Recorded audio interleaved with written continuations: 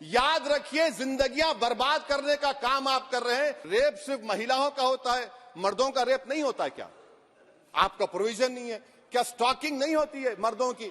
अच्छा, जस्ट होता है सर, आप हंस रहे हैं, होता है सर। मुझे पुलिस ने पीटा सर, मेरे सर पर 20 टाके लगे, पीठ से लेकर पैर तक मारा गया। आपको मालूम है, मैं कई मर्तबा जेल में गया हूं, ससुराल में इतना नहीं गया जितना जेल को जाने का मुझे मौका मिला। दलित, मुसलमान, आदिवासियों के इनको जेल में रहना पड़ता है। कौन रहेगा जेल में? मुसलमान रहेगा, दलित रहेगा, आदिवासी रहेगा, और बेल उसको नहीं मिलेगी। पुलिस इतनी खातिर तवाजो करती है कि तलवों से लेकर जिस्म तक पूरे निशानात उसके जिस्म पर रहते।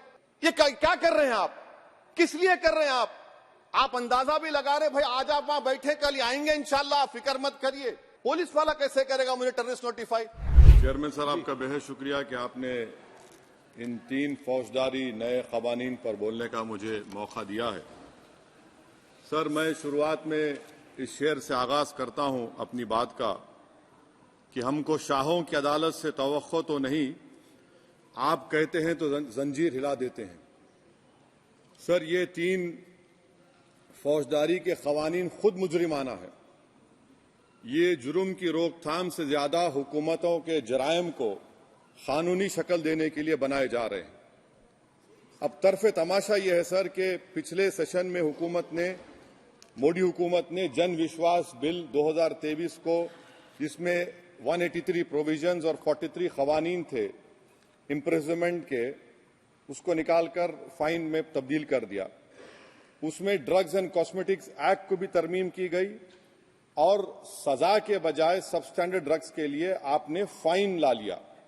तो मैं ये बोलना चाहूंगा सर कि सबस्टैंडर्ड ड्रग्स के मैन्युफैक्चर के लिए आपने जेल के बजाय फाइन उसमें तब्दील कर दिया तरमीम करके।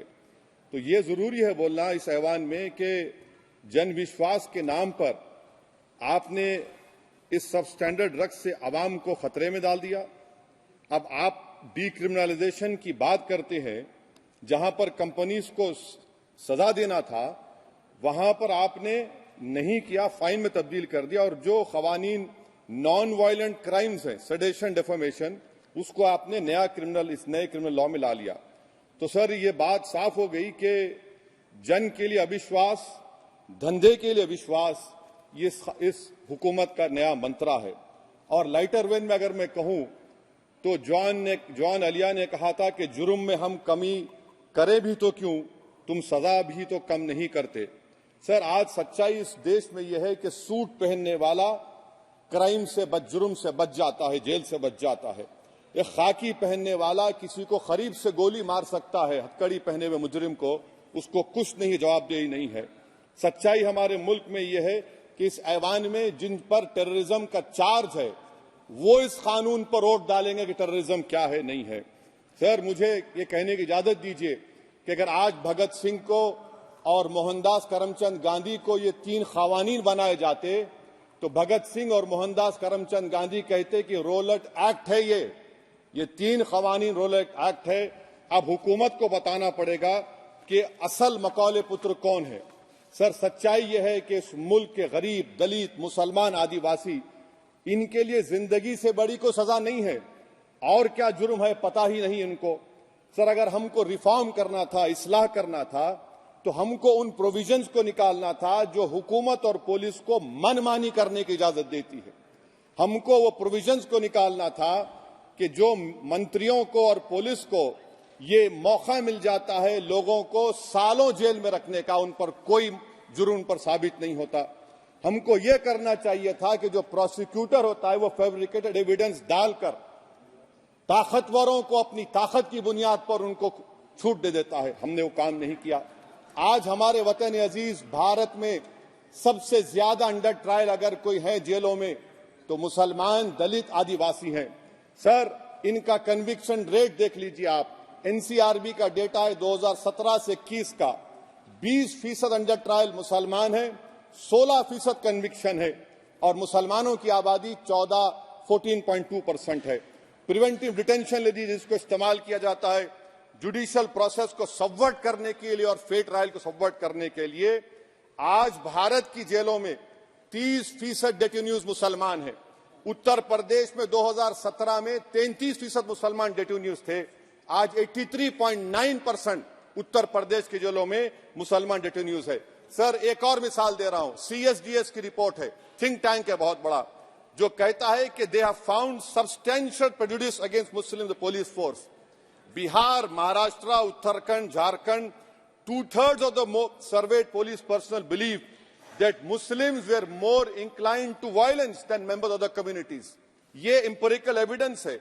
इसी रिपोर्ट में कहा गया कि 35% जिन पुलिस के अहदेदारों का सर्वे किया गया, उन्होंने मॉब वायलेंस को नेचुरल करार दिया, खास तौर से उन केसों में जहां पर काउ स्लॉटर होता है।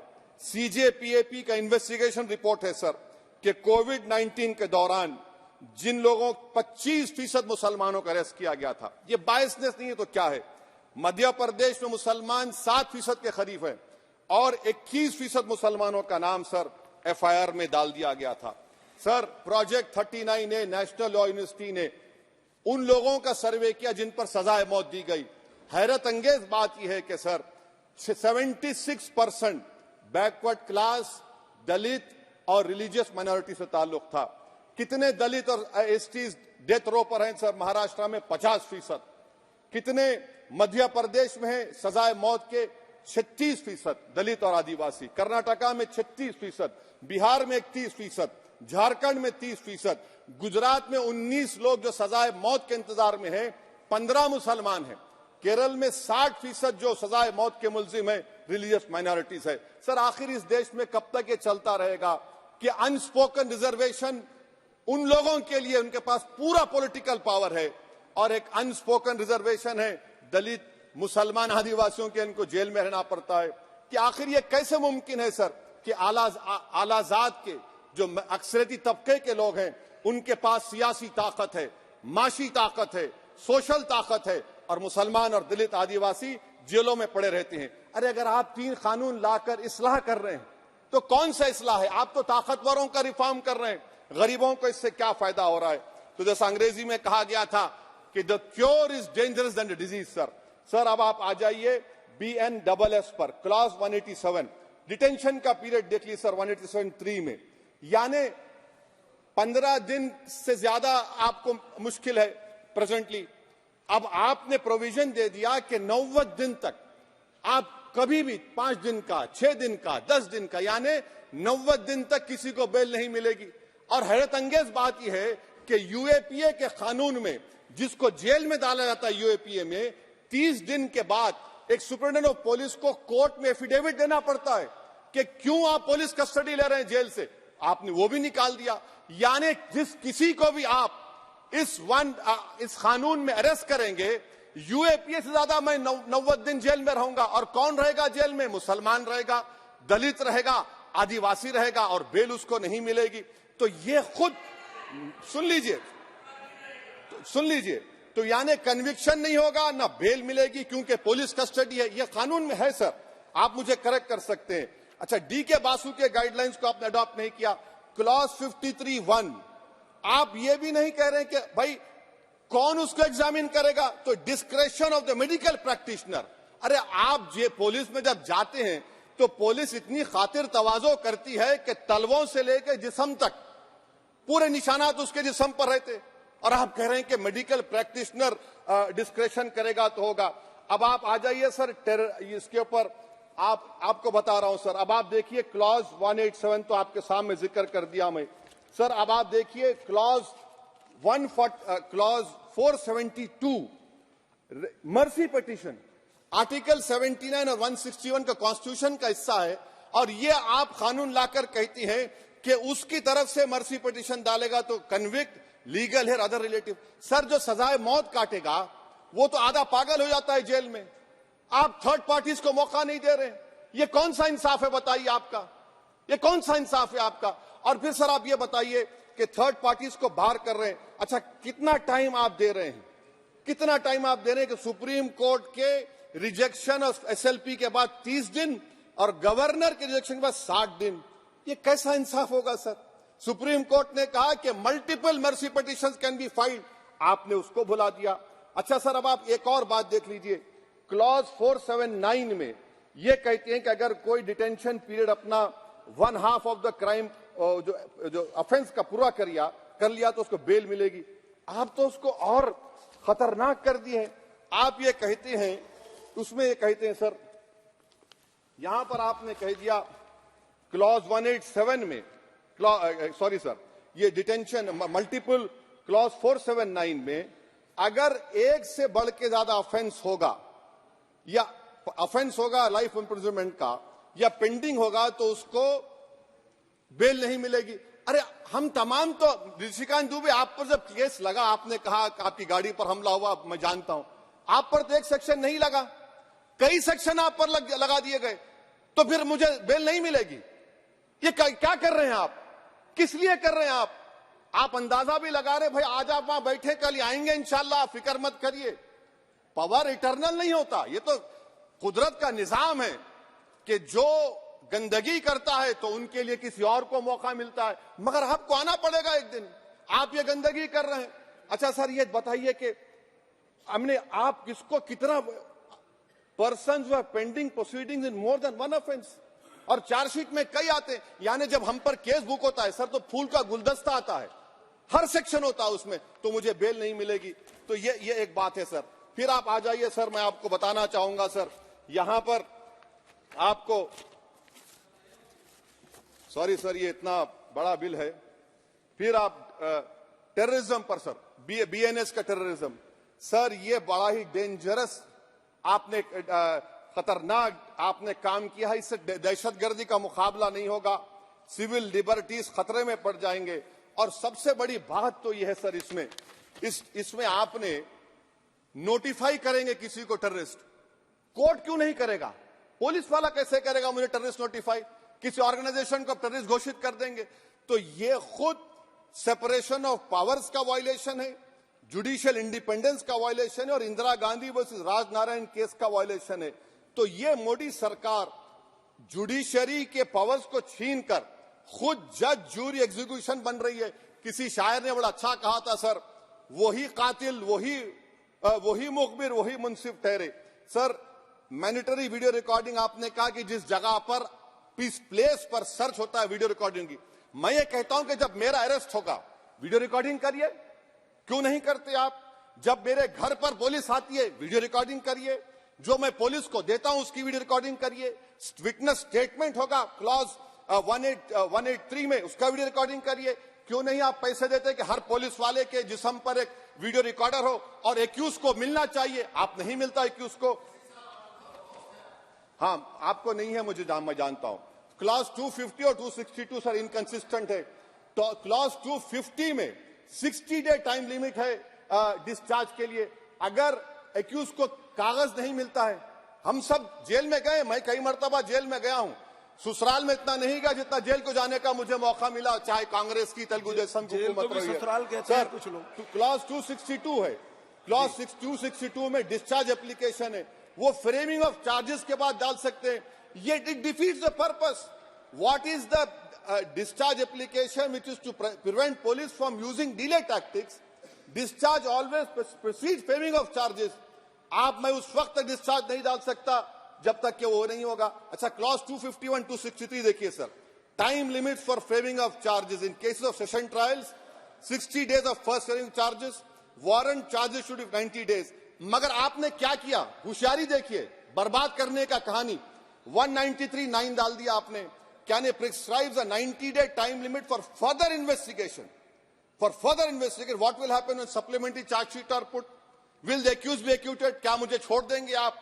क्या कोई time like this is a dead letter? यानी आप तो पूरे का पूरा सिविल राइट्स लिबर्टीज बोलिए सब छीन ले रहे। अच्छा सर, इसमें आपने लिंचिंग का एक कानून बनाया बीएनएस में, सेक्ट क्लॉज 103 में। अब आप इसमें देखिए सर, लिंचिंग कब हो सकता है? जब आप ये बताएंगे कि ये पर्सनल बिलीफ पर मारा गया, किसी को जेंडर पर मारा गया, कास्ट पर मारा गया। सर आप तो एक्यूज को तो मौका दे रहे हैं छोड़ने के लिए, आप तो एक्यूज को मौका दे रहे हैं। अच्छा पर्सनल बिलीफ में रिलीजन क्यों नहीं लिखते भैया आप? इन तीनों कानून में रिलीजन इस्तेमाल किया गया, पर्सनल बिलीफ में रिलीजन नहीं आता। अच्छा सर आप ये भी देख लीजिए कि 1019 सर 190 में अनलॉफुल असेंबली है, 5 और मोर एक्टिंग टुगेदर, फिर ये क्यों कर रहे हैं आप? 5 मिलकर भी मर्डर करेंगे तो एक 103 भी तो आपने कर दिया, तो इनका यानी ये तो इसका अनलॉफुल एक्टिंग टुगेदर है। अच्छा सर, मैं आपको बताना चाहूंगा, आपके ये बीएनएस का 172(2) आप देखिए कि पेटी केसेस में when the occasion is past, किसका मतलब क्या है? व्हेन द ओकेजन होगा क्या सर? अब हम चुनाव लड़ते तो जो हमारा जो पार्टी अपोजिंग रहती वो कहती कि अब इनके 25 लोगों को 50 लोगों को गिरफ्तार कर लो, गिरफ्तार कर लेते मेरे बूथ के एजेंट्स को, और बोल रहे व्हेन, उसमें आप लिख रहे क्या है? When the occasion is past, माने पास हो जाएगा पोलिंग के 5 बजे छोड़ देंगे। अरे आप अपना ही हाथ काट रहे हैं अपने आप, याद रखिए। आज आप मुस्कुरा रहे हैं, कल यहां पर बैठेंगे कोई और कर देगा काम आपके ऊपर। अच्छा रेप सर, रेप क्या? रेप सिर्फ महिलाओं का होता है, मर्दों का रेप नहीं होता है क्या? आपका प्रोविजन नहीं है क्या? स्टॉकिंग नहीं होती है मर्दों की? अच्छा जस्ट होता है सर, आप हंस रहे हैं, होता है, होता है। आपकी हंसी इस बात का इकरार है कि आप जानते हैं किसका हुआ है। तो justice JS Verma sir, justice JS Verma का जेंडर न्यूट्रल बनाइए। अच्छा क्लॉज 69 को, क्लॉज 69 लव जिहाद आ गया। देखिए सर, क्लॉज 6 लव जिहाद आ गया, उसमें बियॉन्ड रीजनेबल डाउट प्रूव ही नहीं कर पाएंगे आप। अब उसमें क्या बताना पड़ेगा? सप्रेसिंग आइडेंटिटी, यानी अगर कोई महिला मोनू मानेसर चोमू चंडीगढ़ से इश्क करती है, बाद में उसको मालूम होता है कि वो मानेसर का नहीं है, चंडीगढ़ का नहीं है, तो क्या क्लॉज 69 एक्शन में आएगा? आप बताइए कि अच्छा अगर कोई ये कहेगा कि मेरा नाम, कुछ नाम है, कई कुछ नाम होता है जो कॉमन नाम होता है मुसलमानों में, दीगर मज़ाहिब में, तो क्या वो सेक्शन अप्लाई होगा? ये क्या आप कर रहे हैं? अच्छा आपने अडल्ट्री को निकाल दिया, आपने होमोसेक्सुअलिटी को निकाल दिया, तो ये कंसेंशुअल सेक्सुअल रिलेशन जो 18-20 साल के ऊपर के लोगों में करते हैं, मैं इसका खिलाफ जरूर हूं मजहबी एतबार से, मगर आप क्यों उनकी ऑटोनॉमी को रोकना चाहते हैं? अच्छा सर, सेक्शन क्लॉज 1093 बीएनएस का, आपको it does not require knowledge और intention part of person facilitating commission of organised crime. ये मैं 5 मिनट दीजिए सर। सर बीएनएस का सेडेशन पे देख लीजिए, सेडेशन को आपने दोबारा ला लिया, लफ्ज सेडेशन इस्तेमाल नहीं किया आपने। 3 साल से 7 साल आपने सुप्रीम कोर्ट को अंडरटेकिंग दी थी कि प्रोविजन नहीं लाया जाएगा। तो चेयरमैन सर, यहां पर हिंदी के एक बहुत मशहूर कवि का वो शेर मुझे याद आ रहा है, मैथिली शरण गुप्त का, कि राज्य को यदि हम बना लेंगे भोग तो बनेगा वो प्रजा का रोग, फिर कहूं मैं क्यों ना उठकर हूं आज मेरा धर्म राजद्रोह। कार्ल मार्क्स ने कहा था sir, history repeats itself first as a tragedy, second as a farce. आप क्लॉज 195(1)(d) देखिए, it criminalises the making of publication of false and misleading information jeopardising sovereignty integrity of India. Vague है, यानी जो कोई भी पत्रकार investigative journalism लिखेगा आप उसको इस्तेमाल कर लेंगे और जेल की सलाखों में उसको डालकर आप सड़ा देंगे। सर मैं आपको और एक बात बताना चाहूंगा कि रैश एंड नेग्लिजेंट एक्ट जो आईपीसी में था 2 साल थे, 304, आप उसको बढ़ाकर 5 साल कर दिए 1061 में, बीएनएस 1 में।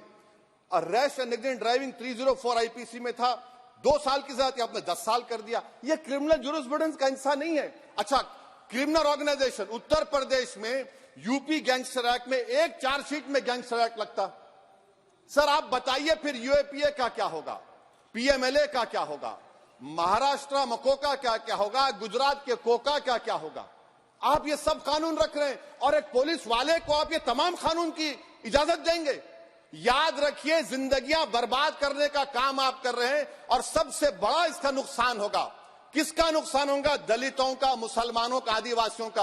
और वो पॉलिटिकल पार्टीज जो कल आज सत्ता में है, कल नहीं रहेंगे, वो बदले की भावना से काम करते हैं। सर मुझे पुलिस ने पीटा सर, 1999 22 दिसंबर को मेरे सर पर 20 टाके लगे, पीठ से लेकर पैर तक मारा गया। आपको मालूम सर क्या हुआ? तेलुगु देशम की सरकार थी, उन्होंने उन दोनों पुलिस वालों को जिन्होंने मुझे मारा था उनको आईपीएस कन्फर कर दिया। अरे चप्पन देके बैठो तुम। प्लीज आप बैठ जाइए। टेररिज्म का देखिए सर, आप बैठ जाइए प्लीज। यूएपीए का सर मैं खत्म कर, टेररिज्म उनको रोकिए sir. Okay please sit down sir. Terrorism का डेफिनेशन में आप देखिए, यूएपीए का सेक्शन 16, यूएपीए का सेक्शन 16 क्लॉज 113 में आ गया।